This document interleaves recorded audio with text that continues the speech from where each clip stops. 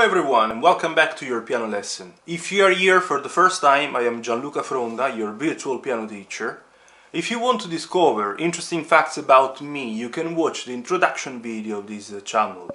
I'm leaving the link in the description of this video, where you will find also the link for my artistic channel, Gianluca Fronda, pianist and composer, if you're interested in original music and covers. Talking about this channel, don't forget to subscribe and let me know about yourself by commenting. Tell me when you have started, if you're finding my channel interesting and you're improving your skills also thanks to my videos. And don't forget also to share with your friends if there is anybody interested in piano music, anybody that you know. So now time to go to our lesson. Today is finally time to talk about the chords on page 30 of John Thompson's Easiest Piano Course Part 2. I will play for you these three lines, plus I will develop these broken chords in G and in F, as Thompson is requesting.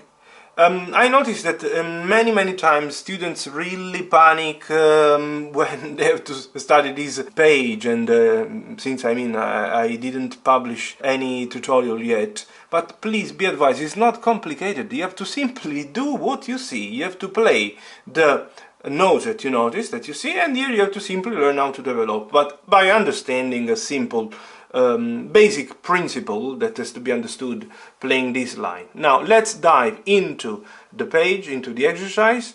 Let's start reading. So the title, big title, is chords. When two or more notes are played together, they form a chord. Let's start reading what this green guy, that seems to be a bull, what he's trying to tell you. So learn these two little chords, they will be very useful. And we have to play the notes. So we are in treble clef. We are first of all in the key of C, yeah? We are in the key of C when in between the clef sign and the time signature there is nothing. Finally start understanding this topic. It's very important. You are in the key of C when in between the clef and the time signature there is nothing. Nothing, I mean no sharp, no flat. And you have to simply read the notes as they are. Which one is the bottom note? The note on the first line in treble clef. On the first line in treble clef, as you learned in Thompson Part 1, is the E. It's obvious that you see number 1 related to the bottom note, to the E, and number 3 related to the top one, that is the G, because on the second line of the treble clef we have the G, and obviously you get confused. You have been used at the beginning in Thompson Part 1 to play the bottom notes, the E with the third finger, because you had the hand in this position, the thumb on the middle C and the third obviously on the E. But you learned that it's finally time to move the hand. You started, Susanna, and then more and more, Little Bo Peep, and some of the previous ones. So the hand can't stay constantly in the same identical position, the position Thompson Part 1. That's why now in this we have to keep the thumb on the middle, on the E, the thumb on the E, and the third on the G. That's all. Then, in the second small bichord, you move the bottom note. So the top one is confirmed, the bottom one turns F. And then you go back to the previous two notes, now played as a semi-breves, 4 counts, whole notes. Here they were minims, 2 counts, half notes. Here we are. That's all you have to play in the key of C. 1, 2, 3, 4. 1, 2, 3, 4. 1, 2. 3, 4, stop. There is a double bar line. It means that the key of C exercise is ended. We have to start the key of G one now. Why we are in the key of G? Because we have the F sharp. When you have the F sharp, you are in the key of G. Now pay attention. Doesn't matter that none of these notes is F sharp. Doesn't matter. You have to simply learn, keep in account that you are in the key of G. And then one day you will understand in the future why it's so important. Which ones are the notes? Now, let's start maybe from the top one. Which one is the top one? You have learned in Thompson Part 1 also this one. It was always played by the second finger. Now has to be played by the third. Which one is it? Is the D that you have always played with the second. Now we will play with the third. And what about the bottom one? The bottom one is the B that you learned in Oh Susanna, beginning of Thompson Part 2. Here we are. And obviously the second chord will have the top note confirmed, D, D, and then the bottom one is now the most famous one, it is the middle C, that this time you will play with the second, as you did in O Susanna. Okay? You see that when two consecutive notes on the keyboard are played, this is the interval of second, also start learning this, it happened also here. When they are to be played at the same identical moment, it's obvious that one will go to the left, one to the right of the stem, but it's nothing that should let you think that you have to play first of all the C and then the D, or first the F and then the G. They have to be played at once because they are both attached to the stem. You see, you will play them in this way. Obviously using the right fingering, it was my fault. 2, 3, that's all. And then you go back to the B and D that you played at the beginning. Now the whole key of G exercise. 1, 2, 3, 4. 1, 2, 3, 4. 1, 2, 3, 4. What is happening in the next one? Key of F. You have to move completely your hand, shift even more now up, and try to decide which one is the easiest one for you to be recognized. Anyways, they are. The bottom one is A, the top one is the C, but not the middle C, it's the C to the right. Let's go to the keyboard. Now, this is the middle C. This is the top C. You play the top C with the third and the bottom note, the A, with the thumb. That's all. But then we have to keep in account that we are in the key of F. We are in the key of F when there is the B flat. We are on the third line, and indeed this is the B flat. You see the head of the B is half above and half below the third line, same as the sharp sign was half above and half below the fifth line where there is the F in treble clef. So here indeed you will have to respect now the B flat, and this note, the bottom note, confirming that the top one has been confirmed, the bottom one is the B, and the B has to be played flat. And here we are, this is what you will play in the key of F. 1, 2, 3, 4. 1, 2, 3, 4. 1, 2, 3, 4. This is what you do in the first line. What is happening in the second? The blue guy is telling you, now play them with the third note added in the left hand. Indeed, here you see that you have just one line. You have two lines now. One for the right, one for the left. But the right hand one is exactly the same identical one that has been copied and pasted. And now we have simply the bottom line. And let's analyze simply only the key of C1. The key of C is so simple. On top, together with these notes that you have just played, you have to add the middle C, the B and the C in the old Thompson 1 position.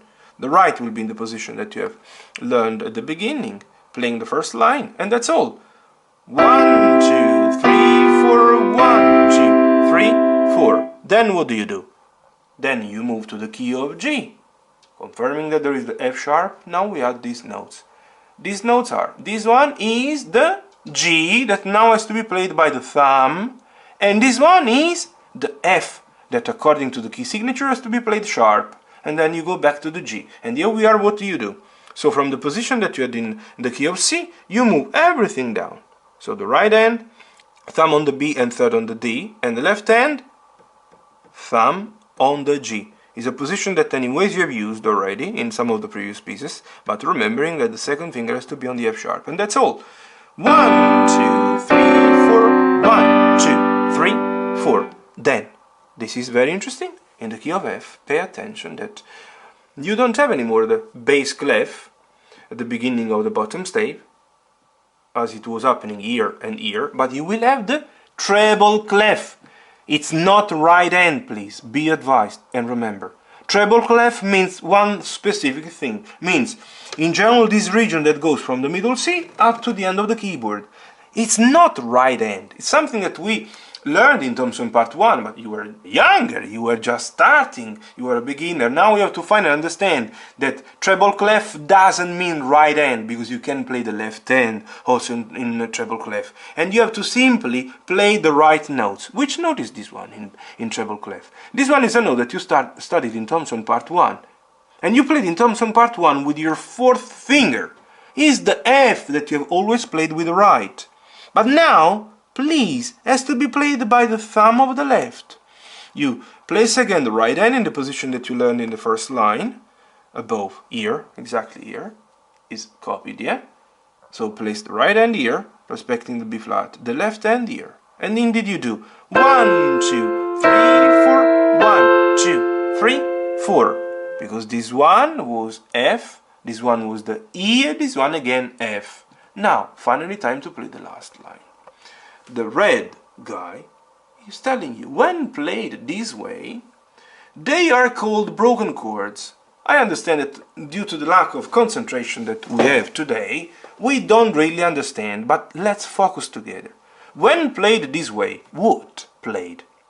When these chords played in this way, they are called broken chords.